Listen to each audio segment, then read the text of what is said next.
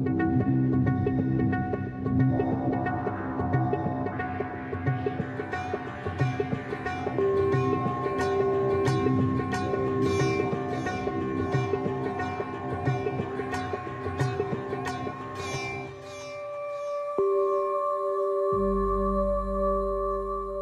et merci de nous retrouver pour une nouvelle émission de Sagesse bouddhiste. Il est peut-être audacieux de rapprocher une sagesse fondée il y a 2600 ans à notre monde ultra connecté du 21e siècle. Un monde connecté, oui, mais un monde en crise, secoué par de nombreuses manifestations de violence, par la perte des valeurs d'autrefois, par le règne absolu du virtuel. Dans ce chaos, le bouddhisme, qu'on appelle aussi la voie du milieu, peut apporter des réponses. Nous allons voir lesquelles avec notre invitée Françoise Bonnardel, que nous avons le grand plaisir d'accueillir. Bonjour. Bonjour. Alors, vous êtes philosophe, essayiste, auteur de nombreux ouvrages, dont l'un des derniers a pour thème la vacuité. Vous avez enseigné la philosophie des religions à la Sorbonne. Vous donnez aussi des conférences à l'Institut d'études bouddhiques. Et puis, pour être complet, ajoutons que vous connaissez bien le bouddhisme pour le pratiquer depuis de longues années. Merci d'être avec nous sur ce plateau. Alors, tout d'abord, quels sont les symptômes de notre monde en crise ? Je crois qu'il faudrait d'abord peut-être revenir sur l'idée de crise, dont on ne voit que l'aspect négatif. Une crise, c'est un grand bouleversement, plus ou moins dramatique, qui va nous obliger à revoir un certain nombre de nos certitudes. Le mot crise vient du verbe grec krinaïn, qui signifie juger. Ce qui veut dire que dans une crise, il y a aussi la possibilité d'exercer un nouveau discernement, de voir les choses différemment. Et je pense que la crise que nous traversons va nous y obliger. Et sur un certain plan, ça n'est pas plus mal. Donc, je pense qu'il faut ne pas se focaliser sur l'aspect simplement éruptif, dramatique de la crise, mais aussi sur le bon usage, pour reprendre le titre d'un ouvrage de Christiane Singer, le bon usage des crises. Et là, je dirais que nous n'avons pas le choix. Il va bien falloir trouver ce bon usage, et c'est peut-être là où le bouddhisme peut nous y aider. Alors, on va voir comment. Mais avant tout, quelques symptômes justement de cette crise. La perte des valeurs, par exemple. Alors, cette crise, si vous voulez, elle a été qualifiée, parce que ça ne date pas d'aujourd'hui. Le monde occidental est en crise de façon plus ou moins aiguë, au fond, depuis le début de la modernité. Pourquoi ? Parce que la modernité, à partir de la fin du XVIe siècle, bouleverse l'ordre des valeurs établies. Donc, forcément, crée une situation de crise au double sens du terme. Mais il se trouve qu'à la fin du XIXe siècle, c'est le philosophe Nietzsche qui a qualifié la crise du monde occidental, la crise de la culture européenne, il l'a qualifiée de crise du nihilisme. Nihil comme rien. Rien. Nihil, rien, voilà. Donc, c'est l'apologie du grand rien. C'est-à-dire qu'on abat tout ce Alors, qui existe. ce qui veut dire, si vous voulez, la définition que donnait Nietzsche parmi d'autres, c'était que le nihilisme, c'est quand les valeurs supérieures se dévaluent. On peut donc dire que c'est une sorte de déflation. Déflation monétaire, déflation des valeurs, déflation des institutions. Bon, je crois que c'est pas la peine de s'appesantir sur ce diagnostic déjà ancien. Tout était déjà très clairement indiqué. Et parmi ces valeurs, la valeur suprême, c'est Dieu dans le contexte monothéiste. Et il se trouve que, et c'est pour ça que Nietzsche a parlé de la mort de Dieu. C'est, je dirais, le signe majeur de la crise du nihilisme, c'est la mort de Dieu, mais aussi celle de la dévalorisation, etc., des institutions, comme je viens de le dire. Donc, voilà pourquoi on a parlé de crise du nihilisme, et qui dépasse de très loin le simple nihilisme, je dirais, existentiel. C'est-à-dire que nous avons tous des accès nihilistes. À quoi bon ? Ça sert à rien. Encore une journée inutile, etc. Vous voyez ça ? Ça, c'est le nihilisme ordinaire, si je puis dire, qui est accentué simplement peut-être par nos conditions de vie. C'est aussi la perspective de la mort. Donc, c'est ce nihilisme, cette confrontation au néant. Vous voyez ? Alors, que peut apporter le bouddhisme, justement, à cette situation de notre monde contemporain en crise? Mais écoutez, je crois que si on comprend véritablement bien le dharma, cette compréhension que le Bouddha disait profonde du dharma, nous avons des antidotes au nihilisme. J'ai cité tout à l'heure la mort de Dieu, mais Dieu n'a pas à mourir dans le bouddhisme, il n'est pas présent. Donc, à supposer que l'idée de Dieu ait été relève d'une inflation psychique, si vous voulez, eh bien, il n'y aura pas de déflation, parce que Dieu n'est pas le moteur du cheminement, selon le bouddhisme. Donc, de ce point de vue-là, c'est déjà un garde-fou, on peut dire. La voie bouddhique n'est pas une voie théiste, c'est une voie athéiste. Moi, je mets toujours un tiret, parce que je préfère ça à athéisme en un seul mot, qui est beaucoup plus combatif, militant. Non, Dieu est en retrait, les dieux sont en retrait, voilà. Il y a ça. Il y a d'autre part qu'une des causes du nihilisme aussi, ce sont les idéologies. Ça, Carl Gustav Jung l'a très bien analysé, indépendamment du bouddhisme. Ce sont les idéologies, politiques en particulier, qui ensanglantent le monde à peu près autant que certaines religions.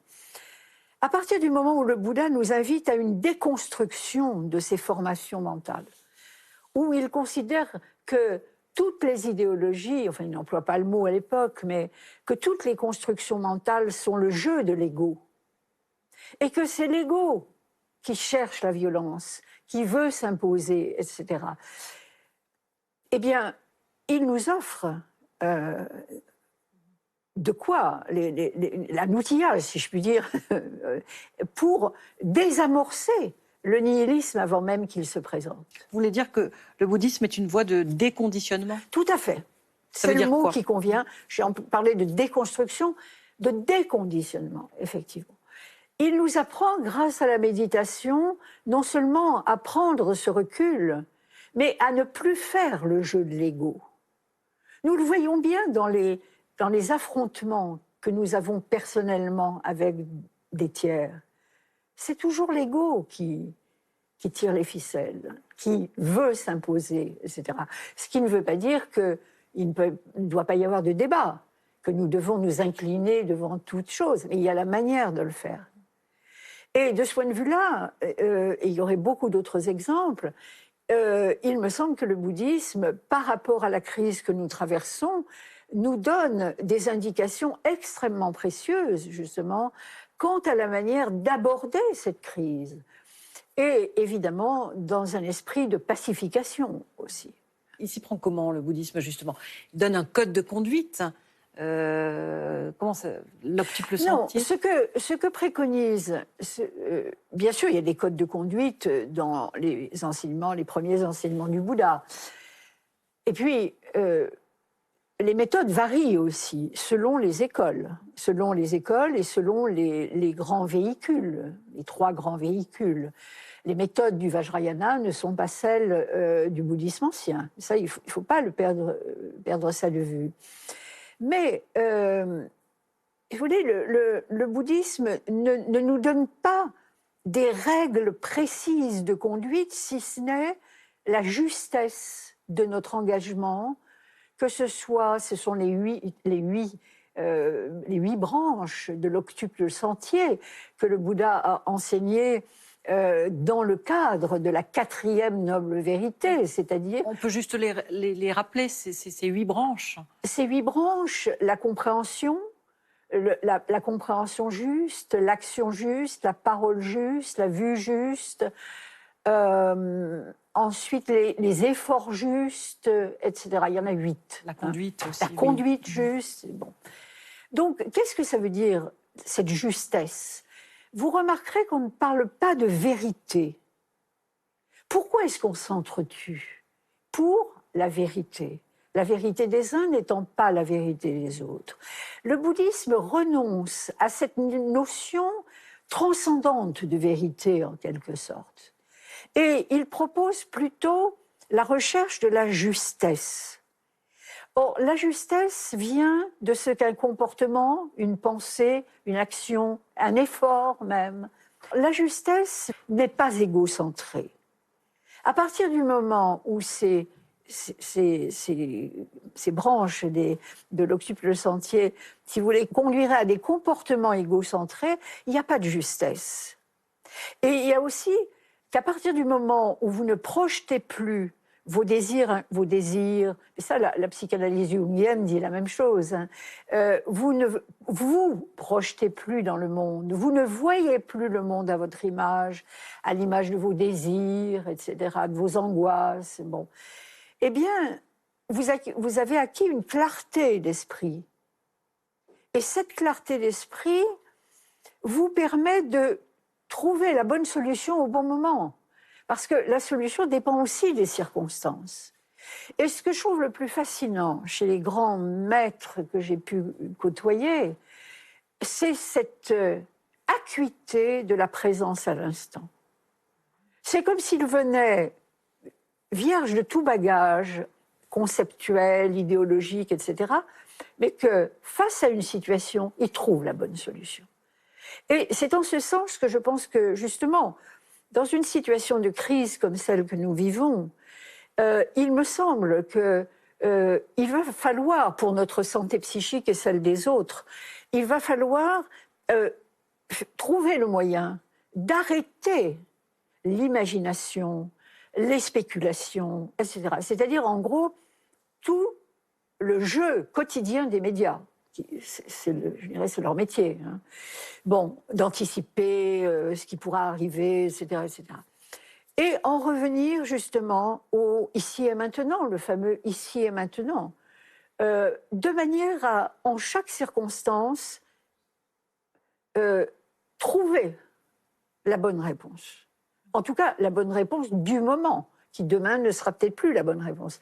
Alors ça aussi, ça nous désempare, parce que nous, occidentaux, nous sommes habitués à penser que la vérité, c'est la vérité, c'est éternel ou presque, et on doit l'enseigner. Alors, non, le Bouddha ne nous enseigne pas la vérité en soi, il nous enseigne à cesser d'agir, de penser, etc., en fonction de projections égotiques, en fonction de cette fameuse soif, vous savez, la soif qui est à l'origine de la coproduction conditionnée, donc de notre enfermement dans le cycle des existences. Est-ce que, et ce sera le mot de la fin, Françoise Bonnardel, est-ce qu'on peut être optimiste si l'on est pratiquant bouddhiste sur ce monde en crise ? Moi, je dirais ni optimiste ni pessimiste. Au fond, je me demande si ces deux termes ne sont pas inutiles. Pourquoi ? Parce que l'un renvoie à l'autre constamment. C'est encore un dualisme, si vous voulez. Hein. Or, le bouddhisme est non dualiste. Je préférerais à optimiste, confiant, clairvoyant et, si possible, joyeux. Si possible. Merci beaucoup d'avoir répondu à nos questions. Avant de nous quitter, voici quelques indications de lecture. Tout d'abord, Vacuité, sortir du nihilisme grâce au bouddhisme, de notre invitée Françoise Bonnardel, édition Kimé. Un ouvrage érudit sur la notion de vacuité, notion fondamentale du bouddhisme, que la pensée philosophique occidentale moderne a interprétée selon ses besoins et selon son époque. Sagesse du temps de l'endurance d'Alexandre Cazel chez Edilivre.